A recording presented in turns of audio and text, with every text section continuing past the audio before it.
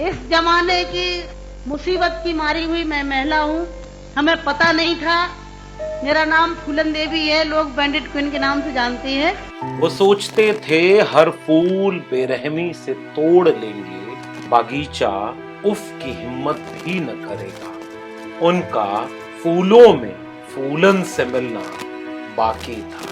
है कि एक सीता के कारण इतने बड़े जो रावण का आज तक पुतला फूंकते हैं, उसका यही कसूर था कि खाली एक औरत को उठा ले गया तो आज तक पुतला फूंकते हैं। मैंने क्या बुरा किया?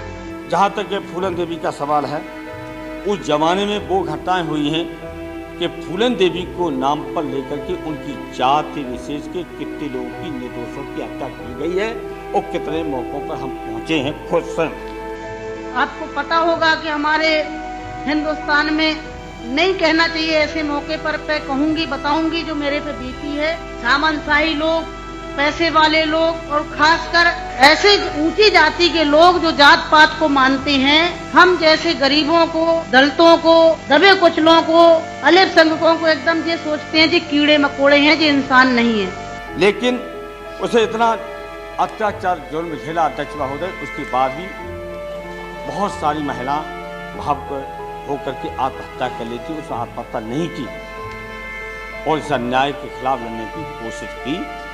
हमें डाकू के नाम से जानते हैं लोग, डाकू, फूलन देवी डाकू। बताओ, मेरी 4 हाथ पैर हैं। कहते चम्मिल घाटी की है, चम्मिल घाटी की। चम्मिल घाटी मेरी माँ बाप है। अरे मैं माँ बाप से पैदा हुई हूँ। मेरा कसूर यही है कि मैं झोपड़ी में पैदा हुई, गरीब परिवार में पैदा हुई, दबी कुचली समाज में पैदा हुई, तो हमें जीने का अधिकार है नहीं। लेकिन एक सवाल जरूर है आजादी के बाद कि पहला सांसद है जिसको राजकीय सम्मान नहीं दिया गया। और पता अब चला है कल कि अफसरों ने जब मुख्यमंत्री के सचिवालय को पूछा तो कह दिया कोई राजकीय सम्मान नहीं दिया जाएगा। आज तक कोई भी विधायक, भूतपूर्व विधायक, ये मानसिकता जो भी हो बताएंगे गृह मंत्री जी। माननीय मुलायम सिंह जी की देन है जो आज हम समाज के अंदर खड़े हैं, और नहीं तो इतनी बड़ी साजिश रची थी। हमने कोई बुरा काम नहीं किया। जिन्होंने हमें सताया, हमें समाज में रहने लायक नहीं रखा। श्रीमती फूलन देवी की हत्या की या कोई डकैत या अपराधी जब तक बेहद में है वो पूरी तरह सुरक्षित है और बेहद के बाद वो असुरक्षित है। इस हत्या के बाद ये साबित हो गया। आपकी प्रेरणा? हमारी प्रेरणा बस सच्चाई। जीवन में आपकी सबसे बड़ी उपलब्धि? सबसे बड़ी उपलब्धि की मतलब यही है कि मतलब हमने इतना शोषण था और उसका फिर हमने डट के सामना किया। आप अगले जन्म में क्या बनना चाहेंगी? हम अगले जन्म में भले ही जानवर बन जाएं पर इस तरह की मतलब औरत नहीं बनना चाहती। अगर आप अपनी जिंदगी की एक चीज बदल सकें तो वो क्या होगी? मैं अपने आप को बदलना चाहूंगी। वो सोचते थे हर फूल बेरहमी से तोड़ लेंगे, बागीचा उफ की हिम्मत भी न करेगा। उनका फूलों में फूलन से मिलना बाकी था। एक बच्ची जो 8-9 साल की उम्र से शोषण, अन्याय, भेदभाव का शिकार हुई। घर के भीतर मुश्किलों ने उसका इम्तिहान लिया। चाचा ने एक दिन मजदूरी नहीं दी तो उसने दीवार गिरा दी जो दिन में उसने मिलकर मजदूरी करते हुए बनाई थी। उसके विद्रोही तेवर से माता पिता परेशान हुए, बेहद कम उम्र में शादी कर दी अपनी उम्र से बहुत ज्यादा बड़े शख्स के साथ। शादी होने के बाद इतनी परेशान हुई, शोषण का शिकार हुई, शादी टूट गई, वापस लौट आई, फिर किसी और ने दूसरे ढंग से उसके साथ अन्याय अत्याचार किया। वो लगातार मुश्किलों में घिरती चली गई। कुछ दिन बाद पता चला कि डकैतों के इलाके में कुछ लोग उसे पकड़कर उठा ले गए। कई दिनों तक बलात्कार किया, नंगा करके पूरे गांव में घुमाया। वो चीखती रही लेकिन किसी ने मदद तक नहीं की। ऐसा अन्याय अत्याचार उसने सहा जिसके बाद अमूमन महिलाएं या तो आत्महत्या कर लेती हैं या चुपचाप सब कुछ सहने को अभिशप्त हो जाती हैं। फूलन चुपचाप सहने और आत्महत्या करने वाली नहीं थी। नदी के किनारे मल्लाहों की बस्ती के बीच एक चिंगारी पैदा हुई थी, जिसने ये कहा अपने भाषण में कि मैं यही सोचती रही कि जाने कितनी महिलाएं इस तरह अन्याय अत्याचार को सहती हुई मर गईं या मार दी गईं, मगर मैं नहीं मरूंगी, मैं इसका बदला लूंगी। एक राम की पत्नी सीता का अपहरण रावण ने कर लिया, जबकि उसने उन्हें छुआ भी नहीं था, फिर भी उसका पुतला हर साल जलाते हो। मैंने अपने ऊपर अन्याय अत्याचार करने वालों को उनकी भाषा में ही जवाब दे दिया, तो मुझे डकैत कहते हो। फूलन देवी उसी गांव में जाकर लोगों से पूछती रही, बता दो वो अपराधी कहां हैं जिन्होंने मेरे साथ अन्याय शोषण किया। वो गांव वाले नहीं बताते थे, मुखबिरी कर देते थे। सजा तो देनी पड़ी। वो फूलन देवी जो अगले जन्म में महिला नहीं बनना चाहती, वो फूलन देवी जो अगले जन्म में बिटिया नहीं होना चाहती, वो फूलन देवी जो फिर से एक बच्ची बन जाना चाहती है, वो फूलन देवी जिसे बच्चों से प्यार है, वो फूलन देवी जिसमें कोई सुनवाई नहीं हुई और बिना आरोप सिद्ध हुए जेल में बंद रही 11 साल, जेल की महिलाओं के साथ मिलकर उनकी जिंदगी की बेहतरी का काम करने लगी। वो फूलन देवी जो जेल में बंद घरेलू हिंसा की शिकार महिलाओं को एकजुट करके एक संगठन बना लेती है। वो फूलन देवी जिसे जेल से बाहर निकाला गया तो 11 साल जेल में रही, बीहड़ में रही, सुरक्षित रही, लेकिन देश के सबसे सुरक्षित इलाके में दिन दहाड़े गोलियों से भून दी गई। उस फूलन देवी को कितना जानते हैं आप, जिस पर किताबें लिखी गईं। टाइम्स मैगजीन ने दुनिया की विद्रोहिणी नायिकाओं में उसे सबसे अव्वल रखा, मगर जब इस देश में मुलायम सिंह यादव ने फूलन देवी को टिकट दे दिया तो मुलायम सिंह यादव और फूलन देवी को इतना बुरा भला कहा कि अपराधीकरण हो गया है राजनीति का। तब सदन में खड़े होकर मुलायम सिंह यादव ने इस देश को बहुत कुछ आंख खोलने वाला सच्चाई बयां किया था। इसलिए आज की वीडियो में फूलन देवी को भी करीब से सुनिए, जानिए, इस पहचानिए फूलन देवी को, वो कौन थी। और श्रीमती फूलन देवी का नाम सम्मान से लेते हुए 25 जुलाई पे जब उनकी हत्या कर दी गई, 1 अगस्त को ठीक हफ्ते भर के भीतर देश के सर्वोच्च सदन में खड़े होकर नेताजी के नाम से मशहूर मुलायम सिंह यादव को सुनिए मुलायम सिंह यादव कैसे आरोप लगाते हुए कह रहे हैं कि जो बीहड़ में सुरक्षित थी, जो जेल में सुरक्षित थी, वो देश के सबसे सुरक्षित इलाके में सुरक्षित न बची और गोलियों से भून दी गई। उसको जान का खतरा था लेकिन सुरक्षा नहीं दी गई। बताइए गृह मंत्री जी, आज आपको आतंकवादी कहते हैं कि मारेंगे, कल को आप गृह मंत्री नहीं रहे तो क्या आपका खतरा यह टल जाएगा? फिर फूलन देवी जब लाइसेंस मांग रही थी तो उन्हें लाइसेंस देने से मना क्यों किया गया? बताइए कि आपकी इंटेलिजेंस इतना फेल्योर क्यों होती है? बताइए कि फूलन देवी को जब हमने चुनाव लड़ाया तो हमारे खिलाफ क्या क्या लिखा गया, जबकि 1991 में मुलायम सिंह यादव के खिलाफ जिस डकैत को चुनाव लड़ाया गया था वो बीजेपी की तरफ से कैंडिडेट था। बीजेपी की वॉशिंग मशीन आज की नहीं है, पुरानी है। मुलायम सिंह यादव कहते हैं सदन में खड़े होकर कि जब हमने आरोप साबित नहीं हुए थे, वो जेल में बंद थीं और प्रावधान है कि हम उन्हें जेल से बाहर करके चुनाव लड़वा के 2 बार सांसद बनवा सकते हैं। जनता उनसे मोहब्बत करती है, वो जेल से बाहर आती हैं। एक मल्लाह की बेटी, एक अति पिछड़े समुदाय की बेटी जिसने अन्याय अत्याचार के सामने झुकने और डरने से इनकार कर दिया, वो क्रांति की विद्रोहिणी नायिका थी और उसके खिलाफ दिल्ली में बैठे एलीट लोगों ने लेख लिखा और मुलायम सिंह यादव के खिलाफ मीडिया में खबरें चली, जबकि उनसे ज्यादा दुर्दांत अपराधी को बीजेपी वालों ने छुड़वाया, टिकट देकर चुनाव लड़वाया, उसके खिलाफ एक भी लेख नहीं लिखा गया। मुलायम सिंह यादव को सुनना चाहिए और यहां से पहचानना चाहिए उस फूलन को जो फिर से बच्ची बन जाना चाहती थी, उस फूलन को जो जेल से आजाद हुई तो एकलव्य सेना चलाती थी, उस फूलन को जो दलितों, पिछड़ों, आदिवासियों के हक हुकूक की प्रतीक बन गई थी, उस फूलन को जिसे दुनिया तारीफ करती थी, मगर अपने ही देश में वो डकैत ही बनी रह गई। उसे सम्मान नहीं मिला, जबकि दुनिया ने उसे विद्रोहिणी नायिका कहा।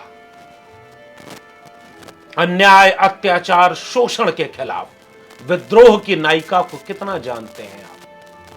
कितना पहचानते हैं इस मुस्कुराहट को? और क्यों मार दी गई फूलन दिन दहाड़े? कैसे फरार हो गया तिहाड़ जैसी जेल से उनका हत्यारा?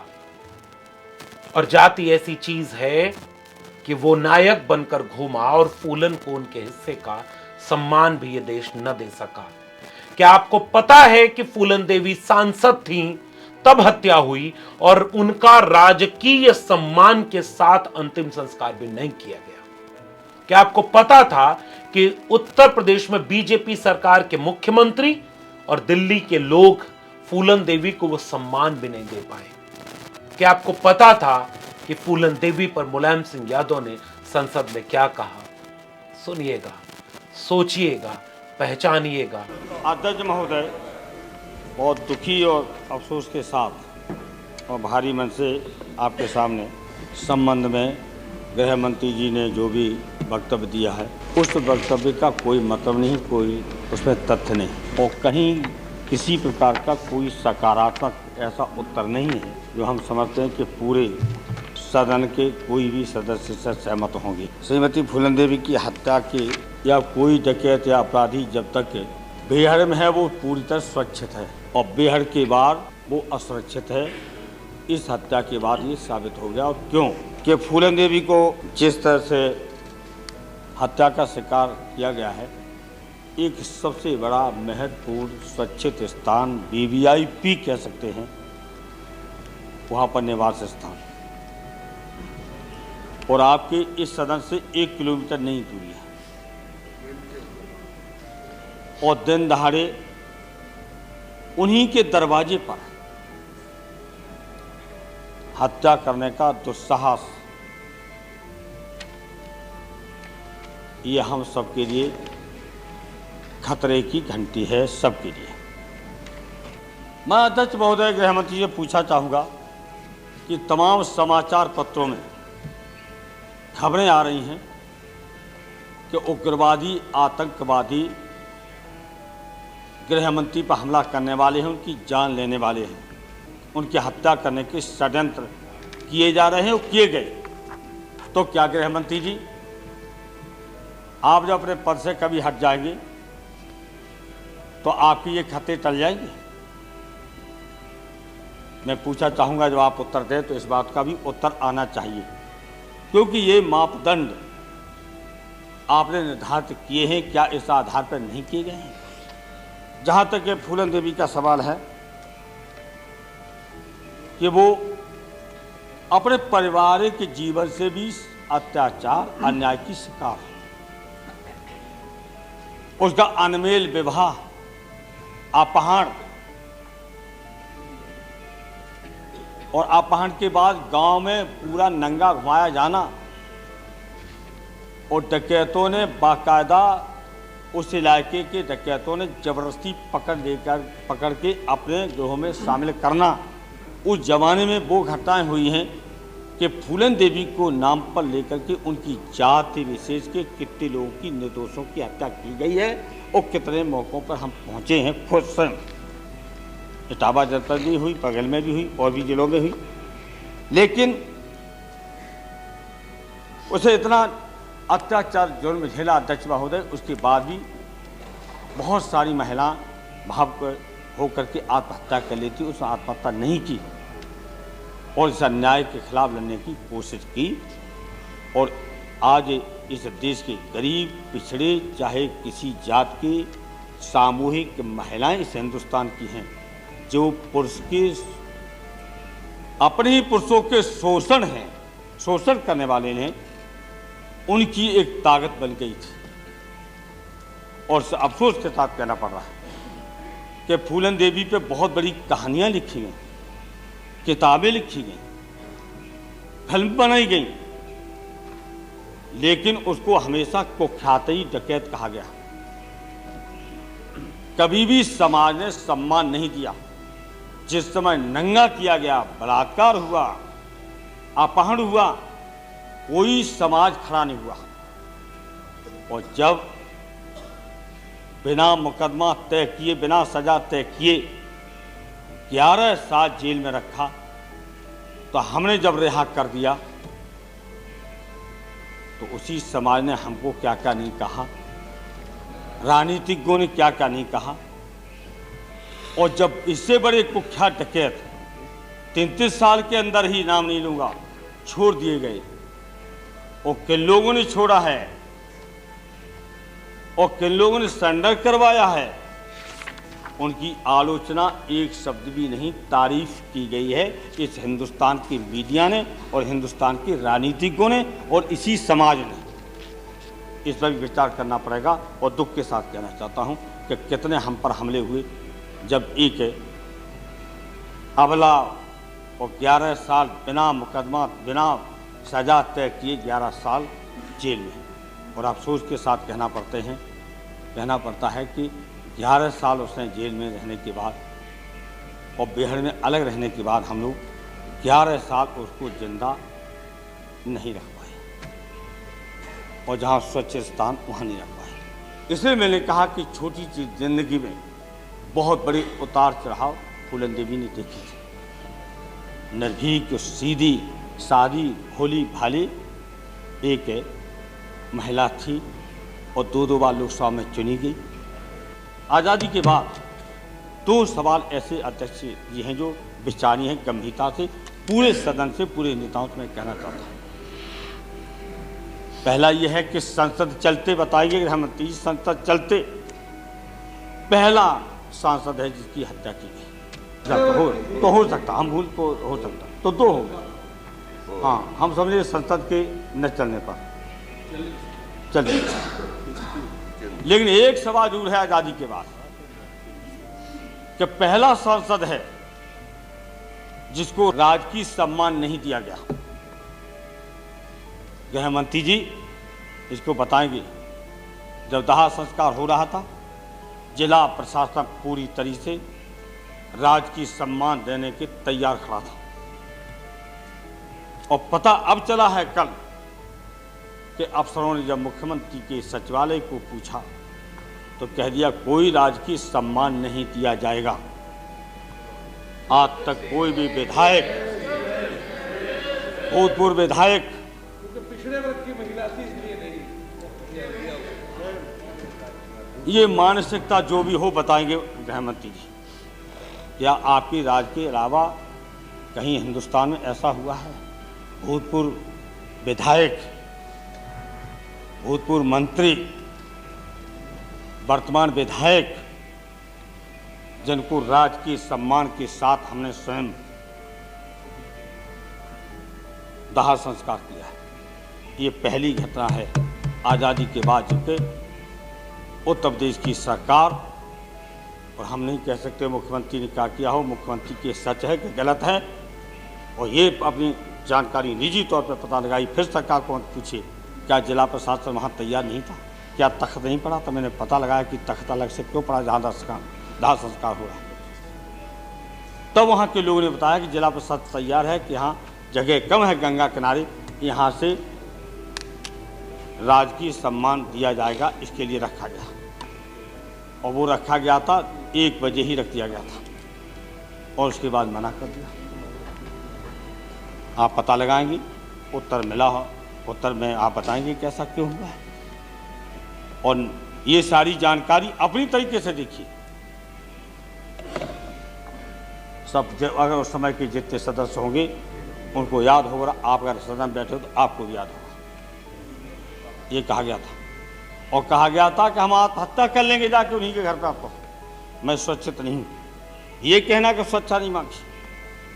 मुख्यमंत्री आपका इस तरह से मुख्यमंत्री के पद पर रह करके इतना झूठ प्रचार पूरे देश के अंदर दिल्ली में बैठ के करा और ये कह करके सुरक्षा मांगी और सुरक्षा का आदेश जिला प्रशासन मिर्जापुर ने दे दिया कि 25% निजी खर्च देना पड़ेगा। फूलन देवी ने कहा मेरे पास गाड़ी नहीं है, गाड़ी मैंने समाजवादी पार्टी से दिया जो मिर्जापुर में चल रही है, आप जांच करा लीजिए कि समाजवादी पार्टी की गाड़ी है, मैं 25% निजी खर्चा कहाँ से देंगे। उसके बाद कहा कि निजी खर्चा पे हम नहीं ले सकते तो मुझे निजी दे दीजिए लाइसेंस हथियार, और जाकर के तब मांगा कलेक्टर संत कबीरनगर से रविदास नगर, और वहाँ की कलेक्टर एसपी का बयान है समाचार पत्रों में, हम फूलन देवी को लाइसेंस नहीं दे सकते। लगाइए पता, लगाइए 25% पे आदेश हुआ कि नहीं हुआ। फूलन देवी का पता लगाएं, घर पे है वो ऑर्डर की कॉपियाँ कहाँ हैं। ये कहना पूरे देश के अंदर मुख्यमंत्री क्या कभी सच्चा और सच्चा अगर नहीं मांगी है तो आपने स्वच्छता की समीक्षा क्या की है। अगर स्वच्छता नहीं मांगी तो वो जरूरी नहीं स्वच्छता मांगे। चंद्रशेखर जी स्वच्छता के लिए दरखास्त कभी नहीं दे सकते, मुझे मालूम है। आप समीक्षा करेंगे और आप मेरी बात से लेंगे तो मैं स्वच्छता कभी आपसे नहीं मांगूंगा। और वरना मुजफ्फरनगर में जा पता लगा लो, मुजफ्फरनगर में जो पकड़ा गया था उग्रवादी सबसे बड़ा पाकिस्तान का, जिसको आपके विदेश मंत्री जहाज में बैठाल के ले गए, उसका बयान था कि मुलायम सिंह के लड़के अपना हत्या करना चाहते थे। और क्यों कि धर्मलाल यादव उनका रिश्तेदार था जिसे विदेशी नागरिकों को सहारनपुर से छुड़ाया था। क्या समीक्षा करते आपकी? ये हमने कहा है, ये बयान उसी को तो आप ले गए कांधार बैठाल करके। लेकिन आप जब वापस ले लेंगे कभी भी स्वच्छता नहीं मांग सकते हम जैसे लोग। जनता स्वच्छता करें तो समीक्षा क्या करते आप? और फिर उसके बाद गृह फूलन देवी मिल जा करके उत्तर प्रदेश के गृह सचिवालय से, अखबारों में है उत्तर प्रदेश के, निकलवा लीजिए आप जाके। एक अफसर ने कहा कि मैडम निजी खर्चा देना पड़ेगा, मैं कोशिश करूंगा 25% के बजाय कम हो जाए। और ये कह देना कि स्वच्छता व्यवस्था मांगी नहीं। आपकी दिल्ली में लाइसेंस मांगा है तो मैं यहाँ रहती हूँ अब तो यहीं, और दिल्ली की पुलिस का बयान आ गया कि मैंने फूलन देवी को लाइसेंस नहीं दिया। दिल्ली की पुलिस का भी बयान आ गया। फिर किस आधार पर आपकी सरकार और किस आधार पर मुख्यमंत्री लखनऊ में बयान देने के लिए आता है, केवल बैठता है और केवल इसी बयान को देने के लिए मुख्यमंत्री दिल्ली आता है इसी बात और धरने से कहता है आपकी राशि का कार्य में जो आया है वहाँ। मैं समाजवादी पार्टी के कहने पर कभी पुनः समीक्षा करने के लिए तैयार नहीं हूँ। इस तरह की बयानबाजी है। कौन है माई का लाल? आपका मुख्यमंत्री ही माई का लाल है और हम सब तो किसके लाल हैं पता नहीं। और मैं दावा करता हूं आप गृह मंत्री पद से हट जाइए और आपके खिलाफ गाजियाबाद मेरठ में रपट दिखा करके आपकी सजा करा सकते। ये जमाना आ गया, आप डिस्क्वालीफाई होंगे चुनाव लड़ने से, ये मैं गारंटी करता हूं। और मैं जानबूझ के कहता हूं आप हटिए गृह मंत्री पर, हम रिपोर्ट भी लिखवा दूंगा और आप कितनी कोशिश कर लेना, ऐसा मौका आ गया है कि सजा करा देंगे। ये स्थिति है, इसे सभी दलों को बैठ करके करना चाहिए। सभी दलों को प्रतिज्ञा करना चाहिए कि अपराधी को हम टिकट नहीं देंगे। और फिर आप मत कहिए, मेरा दुर्भाग्य है कि 1991 में हिंदुस्तान का सबसे बड़ा कुख्यात डकैत मेरे खिलाफ लड़ा था आपकी पार्टी से, तहसीलदार आपकी पार्टी का उम्मीदवार था। इस वीडियो को देखने के बाद थोड़ी देर ठहर कर सोचिएगा, सुनिएगा, पहचानिएगा। निषाद मल्लाह समुदाय के वो लोग आज भी अपनी बेटी, अपनी बहन को अपनी नायिका मानते हैं। इस देश के 90% आवाम के लिए, जुल्म, अन्याय, अत्याचार सहने वाली कौम के लिए, इस मुल्क में वंचितों, शोषितों के लिए नायिका थी फूलन, नायिका हैं फूलन और क्रांतिकारी विद्रोहिणी नायिका बनी रहेंगी फूलन। फूलन के सपनों को, फूलन के संघर्षों को, फूलन के तेवर को हम अपने सपनों में जिंदा रखेंगे। शुक्रिया।